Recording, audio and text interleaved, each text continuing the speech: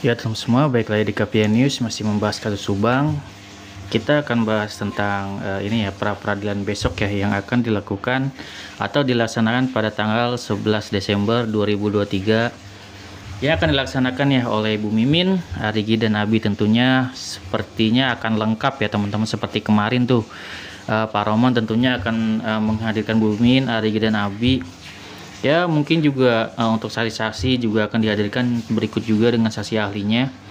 Itu bakalan makin siap ya untuk Pak Rohman. Bagaimana dengan Polda Jabar nih, apakah sudah siap kan kayak gitu. Apalagi kemarin kan berkasnya ditolak ya oleh pihak kejaksaan. Apakah benar-benar sudah menyiapkan atau belum nih? Jika belum, tentunya bisa jadi Bu Mimin, Arigi dan Abi itu bisa lolos ya kalau misalkan memang tidak memiliki dua alat bukti yang kuat ya. Yang kemungkinan besar kan memang alat bukti yang paling besar adalah pernyataan dari Danu ya teman-teman, yang memang dari saksi Danu ini menyatakan bahwasanya mereka terlibat. Tinggal ada bukti lain apa lagi nih yang menjerat Bu Mimin, Arigi dan Abi kayak gitu. Di sini yang gue mau bahas apa yang akan terjadi jika memang pra peradilan ini diterima ya. Tentunya kita harus fair bahwasanya Ibu Mimin, Arigi dan Abi, jika memang pihak Polda Jabar tidak memiliki bukti yang kuat selain kesaksian Danu, tentunya pasti akan dibebaskan ya teman-teman. Kita harus fair seperti itu gitu. Dan kita tidak tahu juga ya nanti rulesnya seperti apa di hakim. Apakah hakim di sini akan memutuskan nanti dibebaskan ataukah ditahan jika memang ada bukti. Tentunya pasti ditahan ya kalau misalkan memang sudah ada dua alat bukti yang kuat. Namun bagaimana jika dilepaskan, itu sih yang gue mau lebih bahas. Kalau misalkan mengenai ditahan dan dua alat bukti, ya mungkin itu sudah seharusnya seperti itu ya sebagai Polda Jabar yang memang harusnya sudah memiliki bukti yang kuat. Namun yang gue mau bahas, bagaimana jika Polda Jabar memang tidak memiliki bukti yang kuat gitu dan memang harus dibebaskan nih kayak gitu. Apakah nanti Bu Mimin, Arigi dan Abi akan tenang-tenang aja karena sudah bebas gitu kan ya, ataukah tidak gitu ya.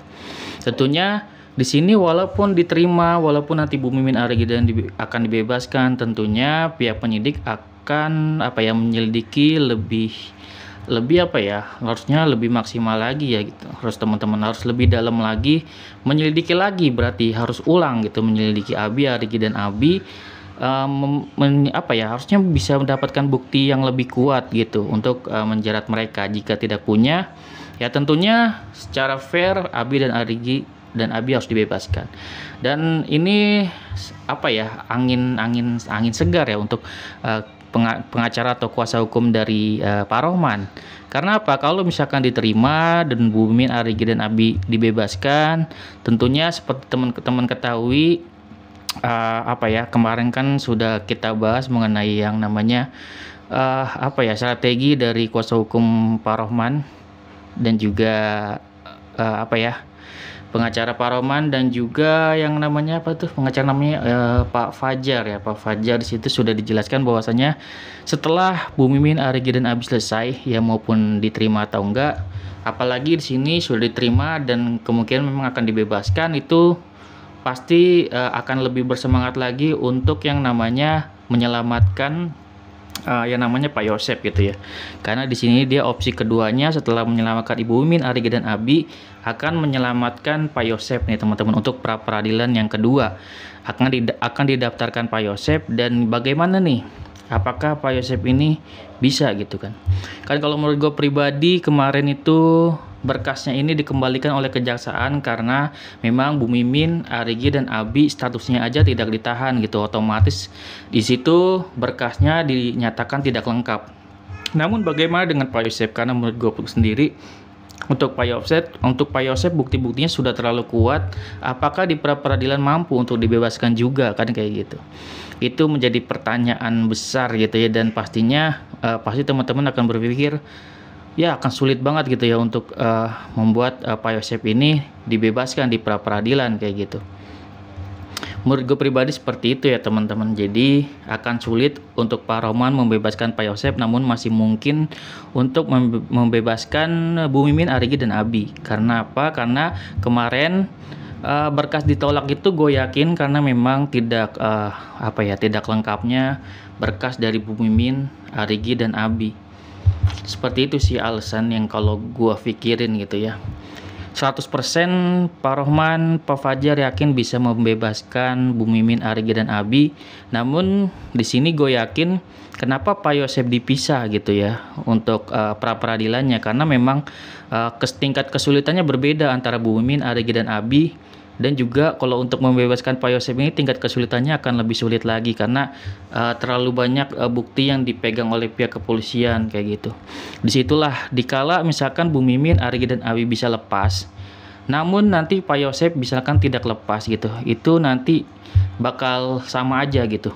Karena apa? Jika Pak Yosep ini memang sudah terjerat nantinya, itu semuanya akan kena dari Bu Mimin, Arigi, dan Abi juga otomatis belakang-belakangnya akan kena seperti itu teman-teman. Makanya di sini pihak kepolisian masih melakukan pemeriksaan lanjutan tentang apa? Tentang yayasan gitu kan. Di yayasan ini akan juga memperkuat apakah di sini memang ada motif benar-benar dari Pak Yosep di situ, ataukah ada orang lain atau motif lain seperti apa? Mungkin ada keterlibatan Yoris segala macam sesuai apa yang dikatakan Pak Yosep, kan itu kan penting ya teman-teman. Kenapa gue beranggapan yayasan diperiksa itu sampai tuntas juga penting, karena itu adalah petunjuk akhir juga ya, selain oknum ya teman-teman, karena belum akhir juga sih kalau oknum belum terungkap siapakah dibalik ini semua kayak gitu. Jadi ya seperti itulah ya, kalau misalkan minimal mau persidangan yayasan ini harus kelar dulu nih, diungkap apakah nanti Yoris akan terlibat atau enggak, karena kan di sini kita ikutin juga gitu ya secara adil. Di sini keterangan Danu sudah lengkap bahwasanya di sini ada keterlibatan Pak Yosep, Bu Mimin, Arigi, dan Abi. Tinggal kita cek di yayasannya apakah ini hanya bersangkutan dengan Pak Yosep saja ataukah ada tersangka lain di balik yayasan gitu yang memang nanti ada keterlibatan baru, ada tersangka baru gitu. Dan gue yakin sih di persidangan nanti Pak Yosep akan menyebut nama Yoris jika memang tujuan Pak Yosep adalah yakin bahwasanya Danu ini menyerahkan diri agar menangkap Yoris dan juga kawanan-kawanannya. Jika memang tujuan Pak Yosep seperti itu, ya memang harus dibuktikan oleh pihak kepolisian nih, diungkap nih yayasan. Dan gue setuju ya, karena kita kan mencari kebenaran di sini. Yayasan diungkap apakah nanti akan ketemu garis merahnya, apakah benar-benar Pak Yosep bersalah ataukah ada orang lain yang terlibat kayak gitu. Oke, segitu aja video dari gue, semoga bermanfaat. Kemungkinannya memang masih ada teman-teman kalau berdasarkan alat bukti yang ada. Ya tentunya pihak kepolisian sudah yakin, namun di sini tetap saja harus dilewati pra peradilan. Apakah nanti Bu Mimin, Arigi, dan Abi akan lepas? Apakah nanti Pak Yosep juga bisa lepas? Kita tinggal menonton besok ya teman-teman, dan kita akan infokan kembali untuk informasi selanjutnya. Apakah ada strategi-strategi lain dari Bu Mimin, Arigi, dan Abi untuk besok nih kuasa hukumnya? Kita lihat besok ya teman-teman. Semoga video ini bermanfaat. Wassalamualaikum warahmatullahi wabarakatuh. See you next video teman-teman.